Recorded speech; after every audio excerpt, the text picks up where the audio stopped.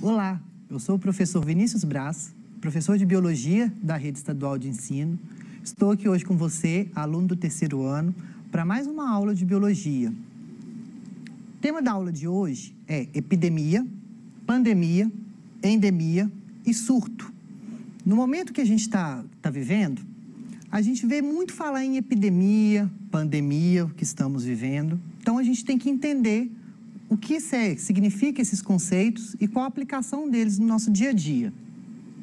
Na aula de hoje, então, a gente vai compreender que os hábitos de vida vão interferir diretamente na saúde e diferenciar surto, epidemia, pandemia e endemia. Então, o que é isso? Ouve-se muito na televisão, principalmente no começo do ano, que em Minas Gerais, confirmados não sei quantos casos de dengue, a epidemia da dengue. Esse ano não foi diferente, mas pouco tempo depois, agora em março, notificaram não sei quantos casos do novo coronavírus. Epidemia do coronavírus na China. A OMS classifica o novo coronavírus como uma pandemia. E o que isso significa? Surto é quando, então, eu tenho um aumento repentino do número de casos de uma doença em uma região específica. Ou seja, eu tenho uma determinada doença naquela região e ela vai aparecer constantemente. Devido a quais fatores? Diversos. Pode ser clima, população, faixa etária, hábitos de vida, não sei. Seja que aquela doença é específica daquela região e aparece frequentemente. Como é o caso nesse ano, no começo do ano, lá no Rio Grande do Norte, que apareceu casos de esporotricose, que é uma micose que vai ser transmitida ao homem através do gato. Então, olha, reparem que no estado do Rio Grande do Norte, eu tenho casos isolados. Tenho nessa região e nessa daqui, onde eu tive 131 mulheres diagnosticados, onde a maioria são mulheres. De 117 amostras colhidas, confirmaram, então, a infecção em gatos. E 150 mil é a estimativa de gatos de rua no Rio Grande do Norte. Com isso, então, eu pude classificar essa doença como o quê? Um surto, porque ela só está acometendo nessas regiões.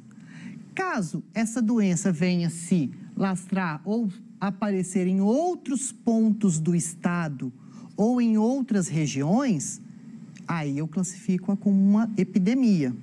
Surto, gente, eu posso classificá-lo não só no estado, mas, por exemplo, em uma cidade, onde eu só tenho foco de dengue, por exemplo, que é o que a gente mais vê, naquela determinada região, naquele determinado bairro, ali eu posso falar que é uma região de surto de dengue.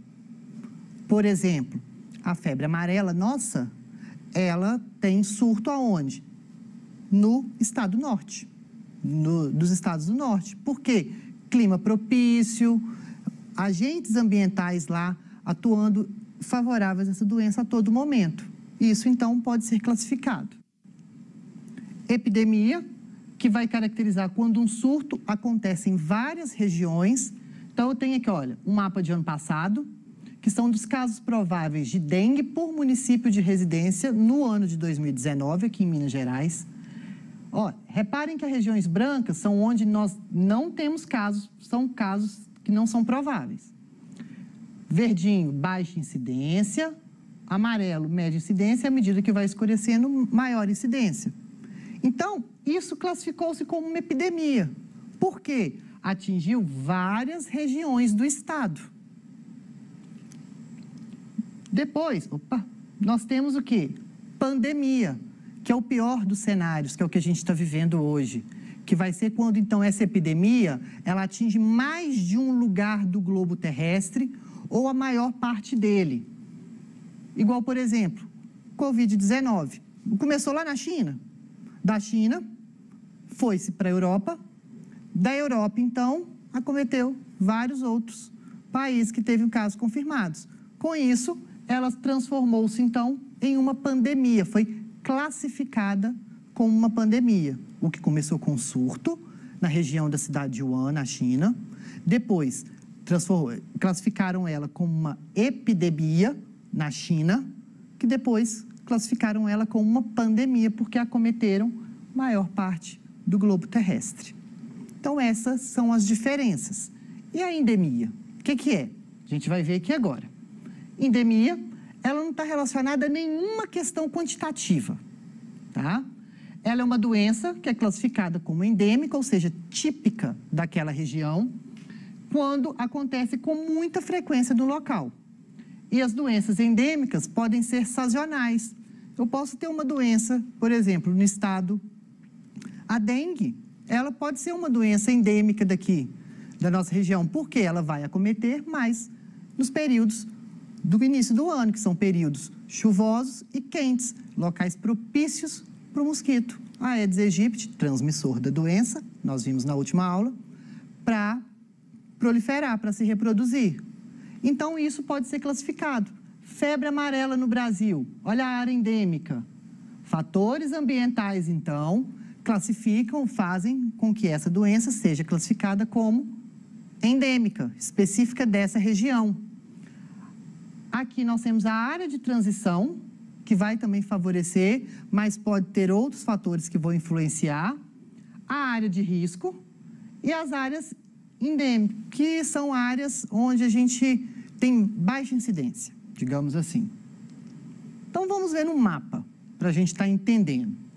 Pandemia, então, vamos ver os pontinhos, são casos da doença, de uma determinada doença.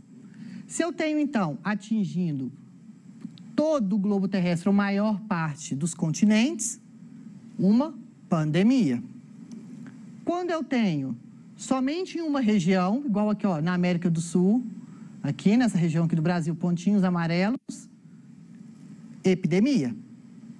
Quando eu tenho determinada aqui, ó, região, igual eu posso pegar, por exemplo, eu posso fazer o estudo epidemiológico, que nós chamamos, investigamos, identificamos as causas, o tipo de pessoa afetada, entendemos esse patógeno, como ele é tratado. Eu posso falar, por exemplo, que essa doença acomete as regiões tropicais e litorâneas. Então, onde que estão essas regiões tropicais e litorâneas?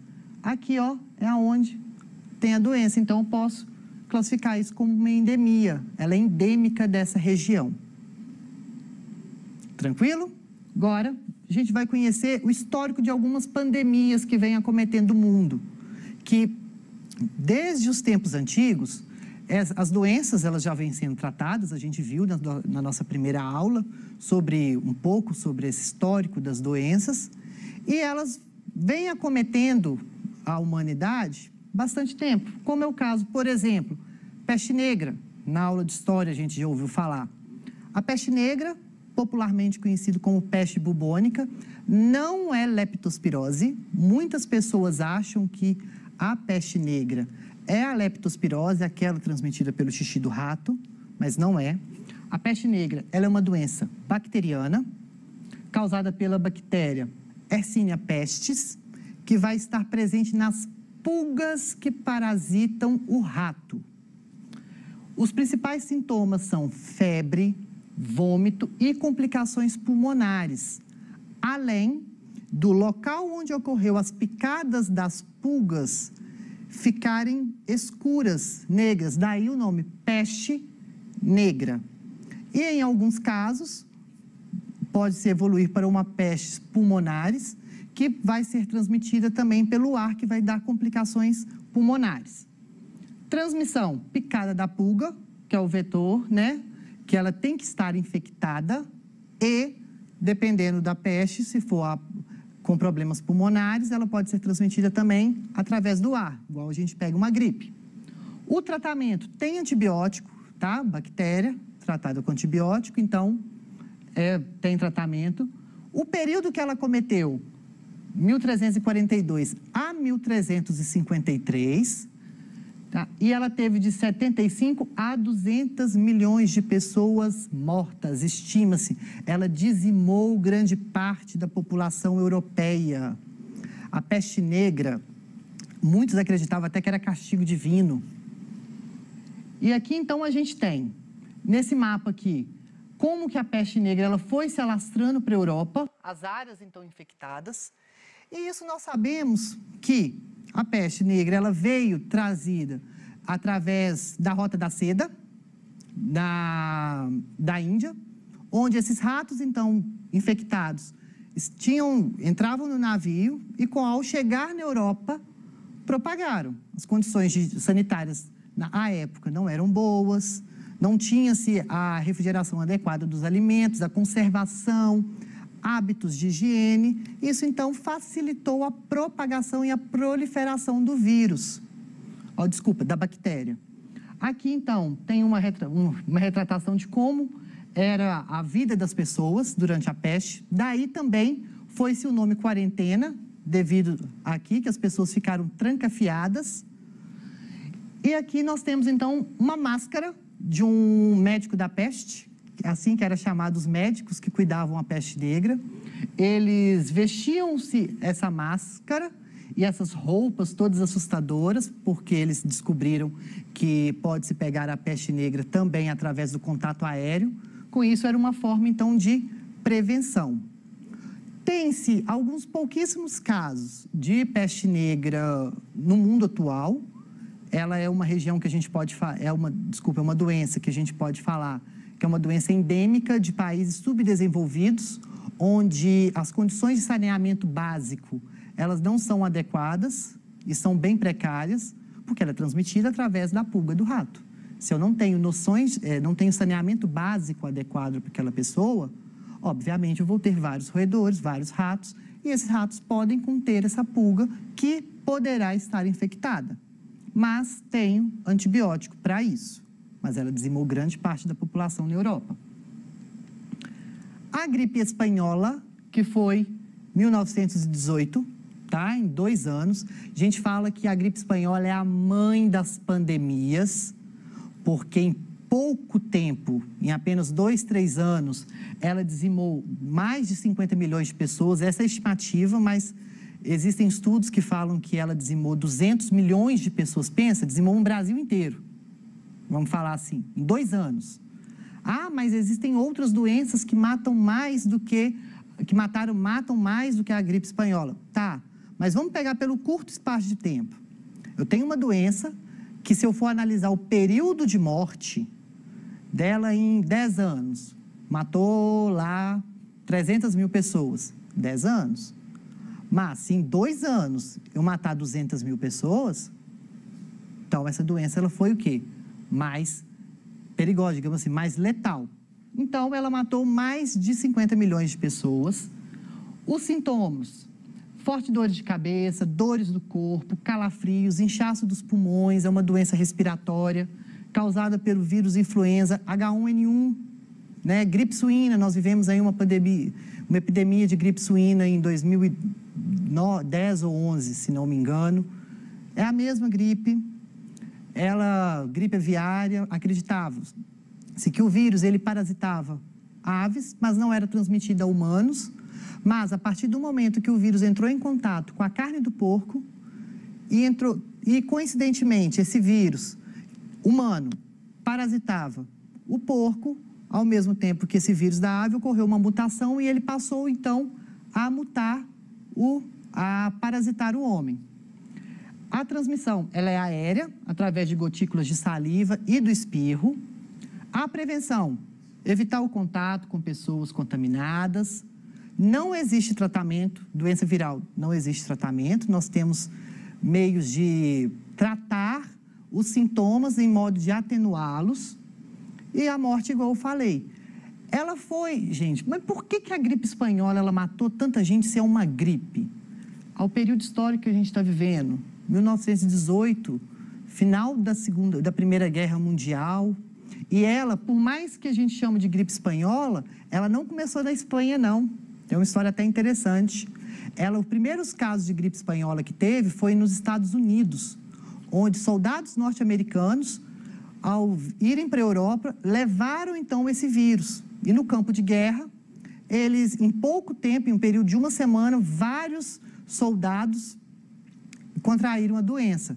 A gente fala que o grande vilão da Primeira Guerra Mundial foi a gripe espanhola, que conseguiu matar mais pessoas do que a própria guerra. E a Espanha, o que a Espanha tem a ver? Ela era neutra. A imprensa era, digamos que, livre na época, então ela noticiava esses casos. Daí o nome gripe espanhola.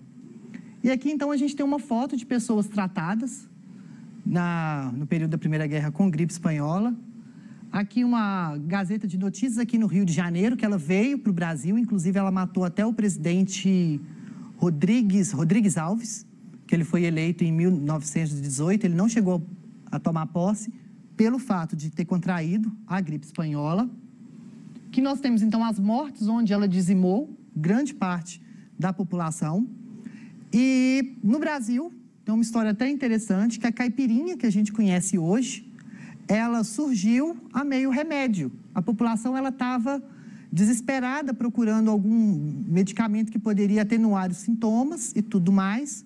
E com isso, em São Paulo, eles começaram a misturar cachaça, que era o que tinha, mel e limão como forma de chá para combater os sintomas. Daí surgiu a caipirinha. Então, a origem da caipirinha, acreditam-se que seja por conta da gripe espanhola.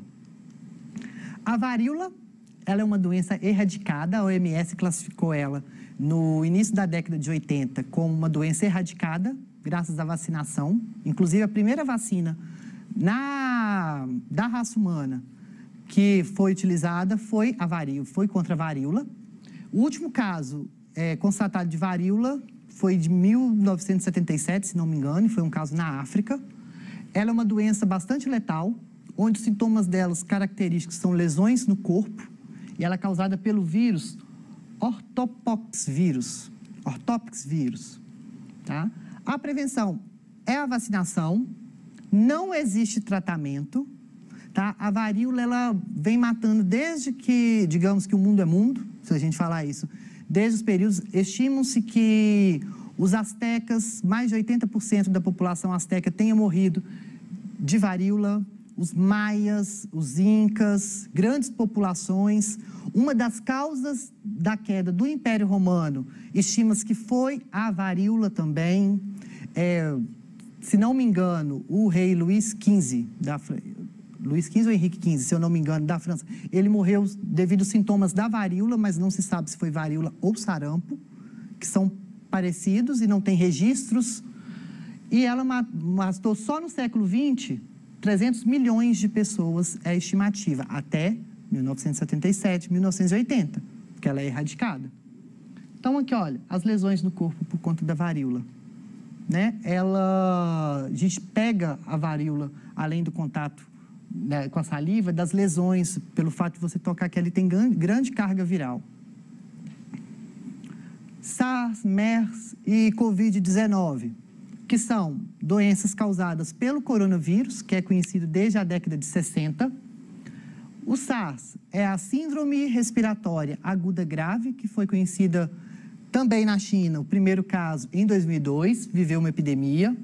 A MERS, lá em 2012, que é a síndrome respiratória do Oriente Médio.